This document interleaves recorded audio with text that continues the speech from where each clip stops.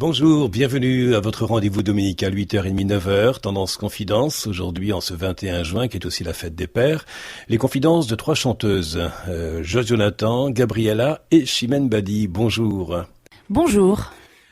Alors si vous aviez, Chimène Badi, à écrire la partition musicale de votre vie, quel en serait le titre et quel serait le rythme de cette partition musicale de votre vie ? Je pense que déjà le titre serait Avance, pour avoir cette confiance en moi, d'essayer de la garder au quotidien, pour arriver à faire des choses, pour aller au bout de ce que je me sens capable de faire. Et donc je pense que la partition serait totalement par des passages plutôt doux et en même temps des moments très très mouvementés. Ça c'est sûr. Si j'imaginais un orchestre symphonique ou philharmonique, il se passerait des tas de choses. Ce serait quelque chose d'assez puissant, je pense, pour symboliser mes 36 ans de vie. Oui. Et qu'est-ce qui inspire vos musiques et les paroles de vos chansons, Chimène Badi, l'actualité, votre vie familiale ? C'est un peu de tout. Le dernier album que j'ai fait là, c'est complètement différent. Cet album, je suis partie en séminaire avec des auteurs, des compositeurs. J'ai été quelque part la locomotive et on m'a suivi. Et j'ai eu très envie de parler des autres. Moi, vous savez, je reviens avec ce nouvel album d'une période compliquée, avec beaucoup de rebondissements, des moments de vrais passages à vide, de vrais doutes et de gros points d'interrogation, avec peut-être même un manque d'envie. J'avais perdu l'amour que j'avais pour la musique, mais je sortais d'un album qui n'avait pas forcément trouvé son public et ça a été très bouleversant pour moi. Et puis il y a eu une chanson qui s'appelle Là-haut qui a réveillé un truc chez moi d'assez puissant, puisqu'elle m'a rappelé quelqu'un que j'aime beaucoup et que j'ai perdu.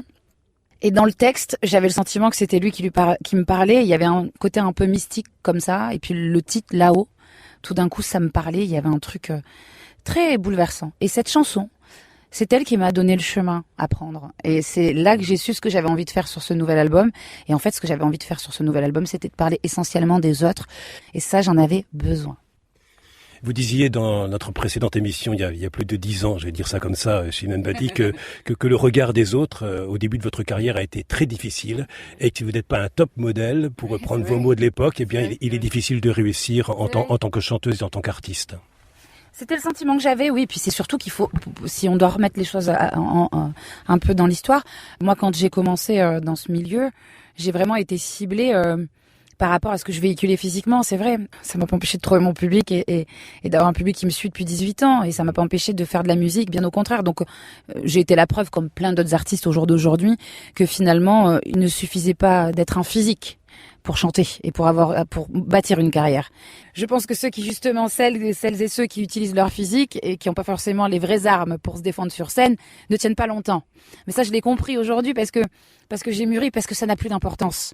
Ce ne sont pas des choses qui me touchent aujourd'hui.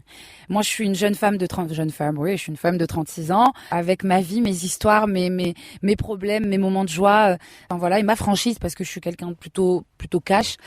Et puis j'ai pas cette timidité que j'avais à l'époque. Je suis beaucoup plus à l'aise dans le monde dans lequel je suis. Et quelque part, j'estime aussi avoir ma place. Je suis plus à une époque, j'étais un peu en mode excusez-moi d'exister, excusez-moi d'être là. Je me sentais pas à ma place, mais en fait, j'y suis bien, bel et bien. Et j'aime ce que je fais, je le fais avec authenticité, je le fais avec vérité. Au début de cet entretien, Chimène Badi, je vous posais la question par rapport à la partition musicale que vous pourriez écrire sur votre vie. Et le titre, vous en avez donné ce mot de « Avance ». Avancer en confiance, est-ce que c'est un exercice difficile, exigeant ou délicat pour vous ? Alors je vais vous dire, je suis beaucoup plus méfiante qu'à mes débuts et que j'essaye de me protéger et d'être prudente. Parce que c'est difficile de tomber sur de mauvaises personnes. Ces mauvaises personnes peuvent vous faire tout perdre. Et j'ai failli en arriver là. Donc, je suis plus méfiante. Je fais attention. Et j'accorde ma confiance aux gens qui me prouvent, avec le temps, que je peux leur faire confiance. Mais c'est pas simple. C'est très long. Moi, je vais vous dire honnêtement, j'ai ma famille, j'ai mon groupe d'amis que j'ai depuis que je suis toute jeune. Voilà, c'est eux, c'est mon socle. Mais pour accorder ma confiance aujourd'hui à quelqu'un, il faut vraiment que je vois qu'avec le temps, ce sont des personnes sur qui je peux réellement compter et qui ne sont pas là par intérêt. Ceci dit, pour être honnête avec vous, c'est quelque chose que je décèle plutôt vite aujourd'hui. En tête de partition, nous trouvons des clés. Quelle est la clé, selon vous, du bonheur ? Moi, ce qui est le plus important pour moi, c'est les plaisirs simples de la vie. C'est les gens simples. c'est les gens qui sont honnêtes, qui parlent avec leur cœur, avec leur tripes, qui... Moi, je suis pas quelqu'un qui a besoin de beaucoup de choses. Je pense être comblée déjà parce que j'ai une famille que j'aime et qui m'aime, qui est en bonne santé. Vous savez, quand vous perdez quelqu'un que vous aimez fort du jour au lendemain, de manière injuste, vous comprenez des tas de choses et vous allez à l'essentiel et vous voyez où sont vos priorités. Donc ça, je l'ai pigé. Par conséquent, l'important pour moi, c'est d'être avec les gens que j'aime, d'essayer de profiter de la vie au maximum, mais toujours dans les plaisirs simples, parce que l'extravagance et le matériel et tout ça, c'est futile au bout du compte. Je crois que ce qui est le plus important, c'est d'avoir des vrais êtres vivants qui sont là à côté de vous et qui vous accompagnent au quotidien. Ça, c'est une chance d'avoir ça. Et moi, j'ai la chance de l'avoir. Beaucoup d'auditeurs de Tendance Ouest connaissent ce titre Là-haut. D'ailleurs, vous allez l'interpréter a cappella tout à l'heure. Parler de là-haut, c'est en quelque sorte aussi parler d'une espérance. Comment donner une présence à l'absence lorsqu'une personne n'est plus là physiquement, que cette personne peut être décédée? Par exemple, en parlant de lui, c'est quelque chose que je fais régulièrement. Il existe, il est là. Je le ressens. Je le sens à côté de moi. C'est quelque chose d'assez inexplicable. Et puis alors moi j'ai quelque chose comme ça en moi, une espèce de foi, un truc que j'avais perdu d'ailleurs. Et c'est ça qui m'a bouleversée, parce que le jour où j'ai perdu ça, j'ai perdu l'envie, j'ai tout perdu. Et j'avais plus goût à rien. J'avais juste envie de ne plus exister. Et jusqu'à mettre un terme à votre existence? Non, j'irai pas jusque là. Parce que j'ai mes parents qui m'aiment, j'ai mes frères qui m'aiment, j'ai mon fiancé, j'ai mes amis, et j'aurais été injuste de leur faire ça, parce qu'ils le méritent pas, et que au contraire, ce qu'ils méritaient, c'était que je me batte et que je donne tout pour me relever. Et puis c'est pas mon tempérament d'abandonner à ce point-là. Je suis pas comme ça. La vie est faite comme elle est faite de ses douleurs, mais elle est faite aussi de ses beaux moments. Et en fait, ce qui m'importe le plus aujourd'hui, c'est de prendre tout ce qui est beau et positif dans la vie. Et j'arrête de regarder ce qui est le négatif. Je le regarde de moins en moins. Parce que je me rends compte que comme ça, je me préserve et que j'arrive à évoluer et que je suis beaucoup moins dans la douleur et dans la tristesse. Moi, le monde d'aujourd'hui, la société dans laquelle on évolue, si je fais attention à tout comme je le faisais à une époque, j'aurais peut-être basculé. Et c'est pas du tout ce que je mérite. J'estime mériter une vie belle et remplie de lumière. Et c'est à ça que j'aspire au quotidien aujourd'hui. Chimène Badi, vous êtes donc l'invitée de Tendance Confidence. Et en seconde partie d'émission, nous écouterons deux chanteuses que vous appréciez également, Joy Jonathan et puis Gabriella. Est-ce que vous acceptez de nous chanter un extrait de votre album intitulé Là-haut, et nous écouterons ensuite ce titre sur les fréquences de Tendance Ouest? Ça vient de là-haut, comme le vent sur ma peau, le destin nous entraîne comme une ritournelle. Ça vient de là-haut. Tendance Ouest. Tendance Ouest. Suite de votre magazine Tendance Confidence, après avoir écouté Chimène Badi en première partie d'émission et puis aussi cette illustration musicale extrait de son album Là-haut, je vous propose de réécouter des confidences de chanteuses enregistrées à Granville lors du Tendance Live en 2018, la chanteuse Gabriella ainsi que Joy Jonathan, bien investie dans le monde associatif. Et je lui posais alors cette question: parler de confiance lorsqu'on sillonne le monde et lorsqu'on est chanteuse, est-ce que c'est une chose facile ou délicate? Je pense que le plus important, c'est d'avoir confiance en soi et d'avoir foi en soi, parce que c'est le départ de tout. Si on n'est pas bien avec soi-même, on peut jamais être bien avec quelqu'un. Il y a des bonheurs qui sont évidemment réels, parfois c'est des illusions, mais je pense que l'essentiel dans la vie, c'est de se sentir bien. Donc même si parfois on a l'impression de vivre dans un palais alors qu'on est dans une cabane, et c'est très bien. Cette illusion-là, c'est une bonne illusion. Alors comme chanteuse, évidemment, vous participez au festival, aux différents concerts. Est-ce que c'est facile d'entretenir à la fois une présence avec son public lors d'un concert et de pouvoir se retrouver seul ou avec des musiciens pour écrire de nouvelles chansons? Quel contact vous gardez avec votre public? Entre chaque album, c'est assez compliqué parce que les gens pensent que quand on nous voit pas à la télé, on n'existe plus. Et puis du coup, pour quelqu'un qui passe jamais à la télé, il a jamais cette sensation-là, mais elle pourrait être comparable à par exemple au fait que son téléphone sonne moins, par exemple, dans sa vie. Donc, ces moments-là, ils sont un peu durs parce que quand les gens disent « Ah, mais tu deviens quoi ? Mais t'es mort attends, on te voit plus !» Et au final, c'est un peu dur parce que t'as envie de dire « Bon, si, j'existe quand même. C'est pas parce que je suis pas sans cesse à la télé, parce que je prépare aussi quelque chose d'autre que je n'existe pas pour autant. » Enfin, moi, je suis beaucoup livrée à moi-même, j'écris et je compose. Donc, même si je travaille souvent avec d'autres gens, il faut réussir à trouver un équilibre. Mais je pense que dans tous les métiers, il faut trouver un équilibre, enfin, dans toutes les vies, quoi. En écriture, il y a des silences entre les mots, il y a des silences entre les paragraphes et les chapitres. En musique, il y a aussi le silence nécessaire et ce silence nous permet de respirer. Est-ce que le silence est une dimension qui vous fait peur ou est-ce que c'est au contraire une belle musique que le silence ? Ah non, je trouve que c'est très très beau. En fait, le silence, ça permet de repartir et d'entendre certaines choses. Et justement, il y a une chanson qui s'appelle Nos secrets. Et dans cette chanson, je dis que je choisis souvent le silence pour dire ce qu'il y a de plus fort.